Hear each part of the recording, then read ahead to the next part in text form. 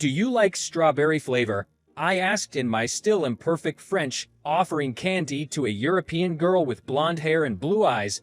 Suddenly, the previously sullen girl's eyes lit up and she nodded.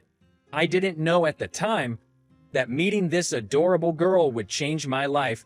I'm Kevin Williams, 38 years old. Back when I attended a high school in the US, due to the recent economic downturn, the company my father worked at was struggling. There were no bonuses, and the salaries were cut. Being the eldest of 3 siblings, to help out with the household, I started working at a major apparel shop branch after high school. My grades were decent, so my classmates were surprised when I chose not to pursue higher education. I had only discussed my circumstances with a few close friends and my class teacher. I had vague dreams about the future and thought it was better than just going to college aimlessly. After high school, I got a job successfully, but with busy days and job changes, I couldn't meet my friends. 20 years after graduating from high school, I got a call from my mom about a class reunion. Over the phone, my mom asked, "What will you do? Shall I mark you as absent again?" I replied while looking at my schedule, "No, I'll attend this time. I have a bit of availability now." "Oh, good. Please visit home once in a while." Realizing that it's been a while since I visited home, I said, "All right, I'll visit. Can you please mark me as attending?" With that, I ended the call. I immediately started adjusting my schedule. It's my first reunion. With this thought, I was excited about meeting everyone again. On the day of the reunion, I arrived at a luxury hotel in my hometown and registered at the reunion venue.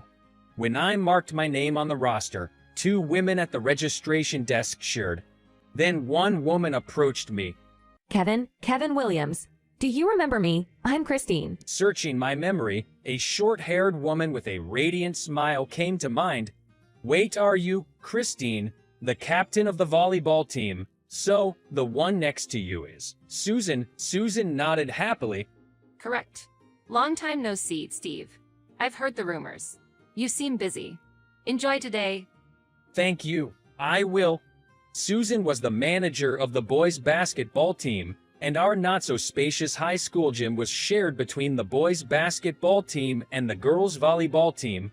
Though they were supposed to get along well, there were occasional disputes between the basketball team captain and the volleyball team captain, Christine, over the use of the gym. Every time, it was Susan who would always mediate between them. Initially, they were just 2 classmates, but the strong-willed Christine and the gentle-mannered Susan became a good team. Seeing them like that, it seemed they remained good friends even after graduation. I opened the door and entered the large hall venue. A large crowd of people had gathered inside.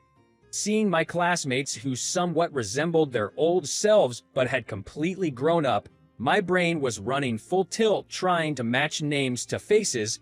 Then, a man walked towards me with an unpleasant smirk. I immediately recognized who the man was from that smirk. It was Mike. Mike spoke to me. "It's been a while, Kevin. Finally showing your face at the reunion.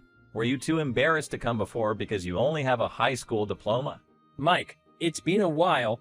Mike was the same as ever.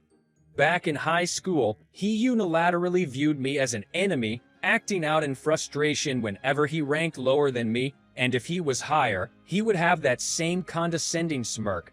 I didn't really know the reason he viewed me as an enemy, but I didn't like this guy. "While you've been scrapping by, I graduated from college and became a department head. What about you?" "I don't have a title like that." At my words, Mike laughed scornfully. "Man, not having any title at your age is pretty bad." "No, it's not like that." As I started to speak, Christine and Susan, who had finished their receptionist duties, entered the venue. Seeing the situation between Mike and me, Christine spoke up. Mike, didn't you know? "What are you talking about?" Mike responded grumpily, and then Susan spoke. Kevin has been working overseas. That's why he couldn't attend the reunions. "Overseas?" I continued the conversation. At first, I went overseas as a nanny. Oh, a nanny is like a dedicated babysitter. But the kid grew up, and now I'm doing management for her. It all started one day just after I turned 20. I noticed a foreign family visiting the apparel store where I worked. A couple and a little girl who seemed to be in kindergarten. All three were strikingly good looking. It was mesmerizing, but the little girl was fussy and in a bad mood. I couldn't understand everything because they were speaking French, but the girl seemed to be telling her parents she was hungry. The parents seemed to want to shop, but were troubled by their daughter's fussiness. I approached the girl and offered her a candy with the store's logo that was by the cash register. I asked the girl in imperfect French, "Do you like strawberry flavor?" Then, the little girl's eyes lit up, and she nodded. In fact, there are many embassies in this area, and it is frequented by many foreign tourists. So, inevitably, I had to be able to speak French. I was good at French, but I felt it was still insufficient, so to facilitate my work, I was attending French conversation classes twice a week.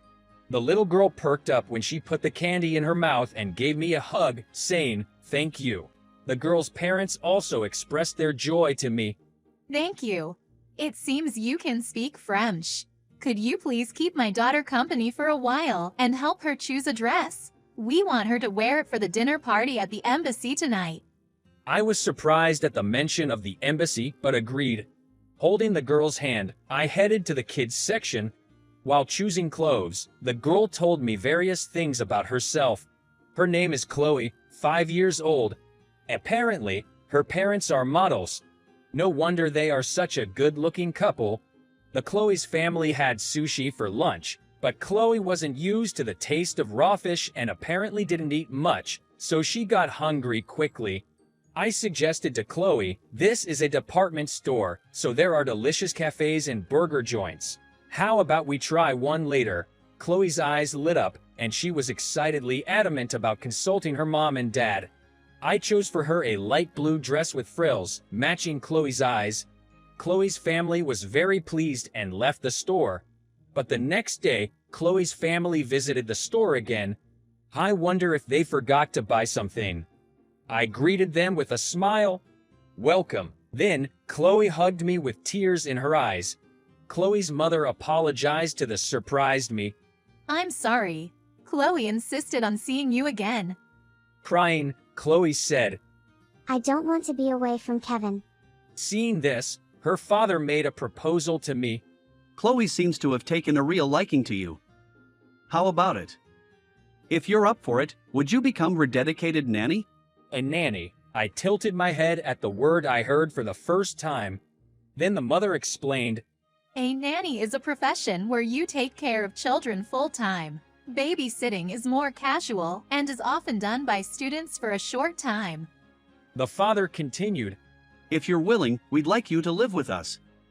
We might ask you to do some chores and hopefully teach her some Japanese. We'll pay you well. Me. I was surprised, and the father continued, We often travel to different countries for work, and we have been making Mary feel lonely.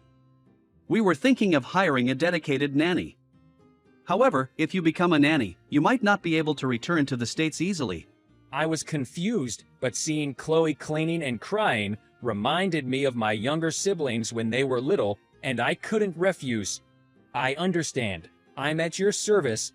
After that, the days were tumultuous. I had the Murray family extend their 2-week stay in the States for work a little longer, quit my job, and hastily prepared for the long journey ahead. I reported to my family and quickly packed my bags since I was living at my parents' house. Then, a month later, I left the U.S. While studying for my child care certification online, I traveled the world as Chloe's nanny.